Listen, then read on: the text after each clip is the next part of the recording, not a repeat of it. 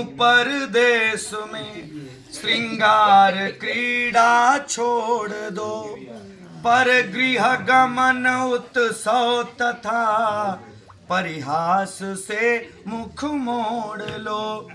हे अनल के सब जाति बांधो।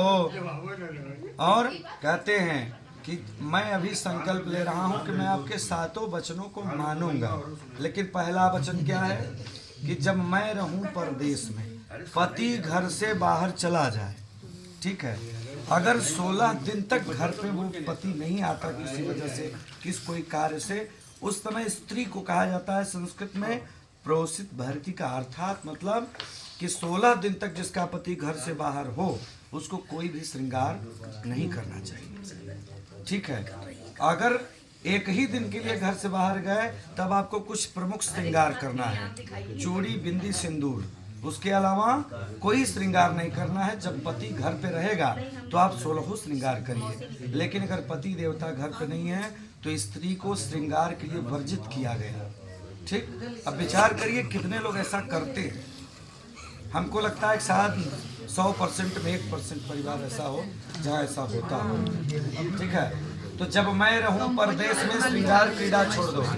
आचार्य जी ने बताया 7वें वचन में बड़ी सुंदर बात आपने कहा कि मेरे मायके में, आपने इनसे कहा कि मेरे मायके में कुछ भी पड़ेगा तो मैं बिना बुलाए चली जाऊंगी, बाधक मत बनिएगा। लेकिन वहीं पर बात कट जाती है, कब सती जी ने शंकर जी की बात नहीं माना, मायके में चली गई बिना बुलाए, बिना पति के आदेश के। हुआ क्या, परिणाम देख लीजिए। इसलिए नैसर्गिक लक्षण है एक ही धर्म। पति कहता है कि व्रत मत करो, तप मत करो, जप मत करो, दूसरे के घर मत जाओ, तो नहीं जाना चाहिए। नहीं, लाख व्रत कर लीजिए, अगर पति की बातों का उल्लंघन स्त्री ने किया तो उसको कोई बार इस बात को नहीं कर सकता। क्यों? क्योंकि एक ही धर्म एक व्रत नेमा, काया वचन मन पदी पद प्रेमा। अपने पति देवता के चरणों में ही ब्रह्मा को, विष्णु को, रुद्र को, शंकर को, इंद्र को देखे, वही स्त्री सबसे सुंदर भारतीय नारी कही गई। उसके बाद कहते हैं कि करहूं सदा संग कर पद पूजा, नारी धर्म पति देवन दोजा, नारी धर्म पति देवन दोजा। 8 प्रकार का विवाह शास्त्रों में है, जिसमें हम और आप जिसमें बैठे हैं, 8वें प्रकार में सबसे श्रेष्ठ विवाह इसे कहा जाता है, जिसमें वर को विष्णु के रूप में हम पूजन करते हैं, कन्या को लक्ष्मी स्वरूप में हम लोग पूजन करते हैं। इसलिए कि जब मैं रहूं परदेश में तो श्रृंगार क्रीड़ा छोड़ दो, अपर गृह गमन उत्सव तथा, किसी के शादी में नहीं, किसी की जनेऊ में नहीं, जब मैं घर पे नहीं हूं तो आपको कहीं दूसरे के घर नहीं जाना। इतना ही नहीं, कोई दूसरा व्यक्ति मेरे घर आ जाए तो हंसी मजाक भी आपको उससे नहीं करना है, परिहास से मुख मोड़ लो। और बहुत सुंदर बात, तीसरी बात है कि अस्य रागादिना नो मनो दूषितम, यस्य रागादिना नो मनो दूषितम, तेन काशीयो ध्यागता वानवा, एन माता पिता सेवया पूजितो मंदिरे तेन पूजा कृता वानवा।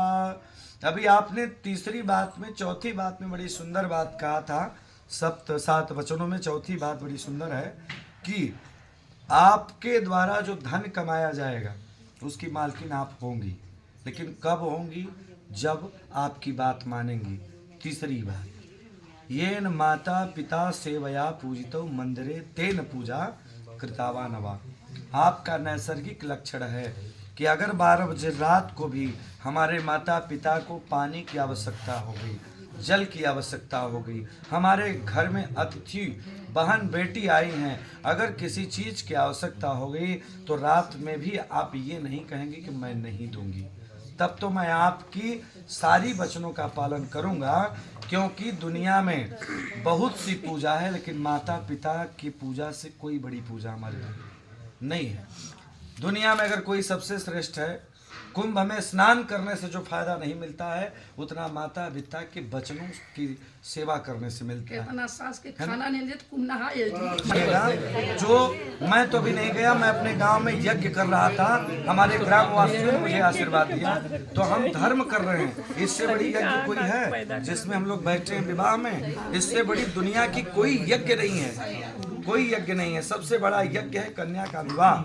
कन्या के विवाह में बिना बुलाए आप चले जाओगे तो भी भगवान कहते हैं कि आप कोई यज्ञ मत करो, कथा मत सुनो, प्रवचन मत सुनो, और कोई जरूरत नहीं है कि बहुत भागवत गीता सुनो। कन्या के एक विवाह में जाकर के यथाशक्ति दान कर दीजिए, और वो भाग्यशाली होता है पिता जो कन्या का दान करता है। 10 बेटों के बराबर एक बेटी होती है। महाराज जनक ने कहा कि सीता पुत्री पवित्र किए कुल दो, पुत्री पवित्र किए कुल दो। हे बिटिया, तूने तो 2 कुल को बना दिया, बेटा होता तो 1 कुल को बनाता। बेटा कितना भी बढ़िया हो जाए लेकिन एक ही कुल को बनाता है। बिटिया, मैं कन्यादान कर रहा हूँ, महाराज जनक ने कहा, लेकिन मुझे गर्व है कि तुम्हारी जैसी बेटी हमारी।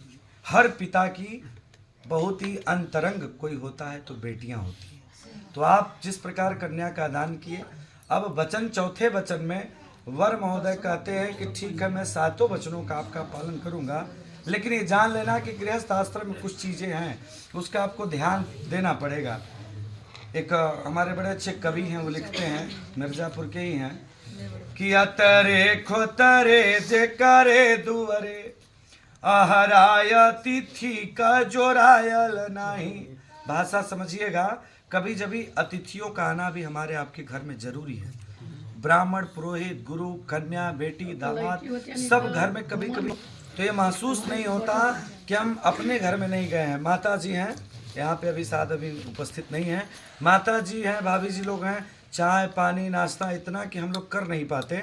यानी कोई आपकी बेटी आ जाए, दामाद आ जाए, ब्राह्मण, गुरु, पुरोहित आपके घर में आ जाए, तो नैसर्गिक लक्षण, अगर आपके घर पे कोई नहीं है फिर भी उसको पानी आप जरूर पिलाइए, जल जरूर पिलाना चाहिए। तो इसलिए अतरे खोतरे जे करे दुवरे, रिश्तेदार कभी कभी आना चाहिए ना, रोज रोज नहीं आना चाहिए। अब पंडित जी लोग रोज पहुंच के शंख बजाने लगे हैं जजमान के घर, तो इज्जत खत्म हो जाएगी। नहीं भाई, आप तो घर के हैं ना, उसीलिए बता रहे हैं कि अतरे खोतरे जे करे दुवरे, आहराय तिथि का जोरायल नहीं, और भोरवई मथानी बजई अंगने, असझिया सतसंग सुनायल नहीं। हे देवी, बाल गोपालन के खेलले, कुरता गमछा धुरी आयल नहीं। अधन लाख तिजोरी में भरले रहा, आनंद गृहस्थी कयावत नहीं। महाराज, दुनिया का सबसे बड़ा खुशी उस दिन प्राप्त होती है जब कोई अपने बेटे का विवाह करने के लिए मंडप में जाता है। ठीक है, तो आज सबसे ज्यादा अगर किसी को खुशी है तो संतोष भैया को होनी चाहिए। कोई सिरताज सिरमौर्य है तो संतोष भैया हैं। क्यों? कि पिता बड़ा भाग्यशाली होता है जिसका बेटा मंडप में विवाह करने के लिए आता है। चौथे वचन में बेटा ने अर्थात वर ने कहा है आपसे, आपको चूंकि घर पे जाना है, ये सब चीजें रोज नहीं मिलेंगी, विवाह एक बार होता है जीवन, फिर इसके बाद ये समय नहीं आएगा जो हम लोग बैठे हैं, कौन कहाँ रहेगा कोई गारंटी किसी की नहीं है। ठीक है ना? तो आप ये समझिए कि आप चौथे वचन में कहते हैं कि मैं आपके माता पिता को अपना माता पिता मानता हूँ, लेकिन आपको भी मेरे माता पिता और भाई बंधु जो भी हमारे चाचा चाची नात रिश्तेदार हैं सबको अपना मानना होगा। ऐसा नहीं कि चौथे वाक्य में लिख दिया गया कि जो कमाऊं सब आपको मिलेगा, लेकिन इसका महत्व ये नहीं कि केवल आप अपने मन का करेंगे। निवेदन है आपको नैसर्गिक जो स्त्री का लक्षण है उसमें रहना है। उम्मीद है पढ़ा लिखा समाज है, अच्छा ही करते हैं। कहते हैं पांचवी बात, बड़ी महत्वपूर्ण बात अंतिम में आपको बताऊं। कहते हैं कि देखिए अभी ये जो मंडप गड़ा है इसमें स्वयं ब्रह्मा जी विराजमान हैं, विष्णु भगवान विराजमान हैं। इतना ही नहीं, गंगादि नदियों के साथ वरुण देवता कलश में विराजमान हैं। मानो तो देव नहीं पत्थर। दुनिया में देव हजारों हैं लेकिन हमारे महादेव और बजरंगबली जैसा कोई नहीं। तो महादेव भी बैठे हुए हैं। उतना नहीं, कलयुग के प्रधान देवता के रूप में अग्निदेव विराजमान है। रात्रि कालीन में जब विवाह होता है तो चंद्रमा, दिन में विवाह होता है तो सूर्य, सबको साक्षी बना करके आपसे ये कहते हैं क्या कि ये पांचवा ध्रुव साक्षी कर। मैं अगर इस सब बातों का आप ध्यान दोगी ना तो मैं साक्षी बना रहा हूँ। आपने साक्षी किसी को नहीं बनाया, 7 वचन में केवल आपने मांग किया। मैं तो कह रहा हूँ कि जीवन भर आपकी मांग को पूरा करूंगा, लेकिन साक्षी बनाता हूँ। किसको किसको?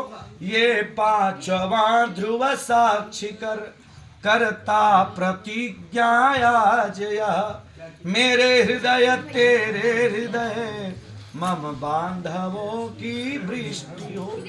अपत्नी बिना निर्वायाश्रम धर्म का होता नहीं। इसलिए वामांगिनी भी स्वस्थ होकर तुम बनो इच्छा यही। स्त्री का भैया अगर विश्वास आप जीत लेंगे तो दुनिया का सारी सत्ता आपके ऊपर आ सकती है, प्रभु की कृपा बन सकती है। तो आपको सिर्फ विश्वास दिलाया जा रहा है कि आप निश्चिंत रहिए। यहाँ पे हमारे जो आचार्य पंडित जी लोग हैं वो हैं, मेरे माता पिता हैं, भाई बंधु नाथ रिश्तेदार, सबको साक्षी बना करके मैं संकल्प लेता हूँ आजीवन, जब तक मैं जीवन मेरा रहेगा मैं सदा आपकी रक्षा करूँगा। और जो इस संकल्प को पूरा करता है, आपका मात्र एक नैसर्गिक लक्षण होना चाहिए कि हम अपने बड़ों का सम्मान करेंगे।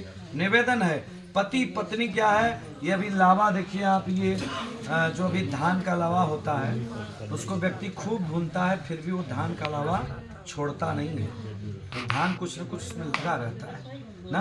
तो पति और पत्नी साइकिल के 2 पहिए हैं, एक तो पंचर हो गया तो काम गड़बड़ हो जाएगा। तो अगर आपने भी इनसे कहा कि अगर मैं आपके घर जा रही हूँ, कोई कमी हो जाए, त्रुटि हो जाए, हम लोग में कोई आपस में विवाद हो जाए, तो हम लोग एक दूसरे से समझ करके प्रेम बना रहेगा। इस प्रकार की भावना से 5 वचन कहते हैं कि बिना पत्नी कथम धर्मा आश्रमाणाम प्रवर्तते। हे देवी, बिना पत्नी कोई भी धार्मिक कार्य नहीं कर सकते। इसलिए आपको मैं वामांगिनी विश्वस्त होकर आप बनो। मैं संकल्प लेता हूँ कि आपकी सारी वचनों को मानूंगा। तो आप इनके वचन को मान जाइए और ये आपके वचन को मान सकते। अगर आप लोगों को मंजूर है तब हम लोग आगे सिंदूरदान करा दें। चलिए बोलिए, बताइए मंजूर है तो फिर हाँ।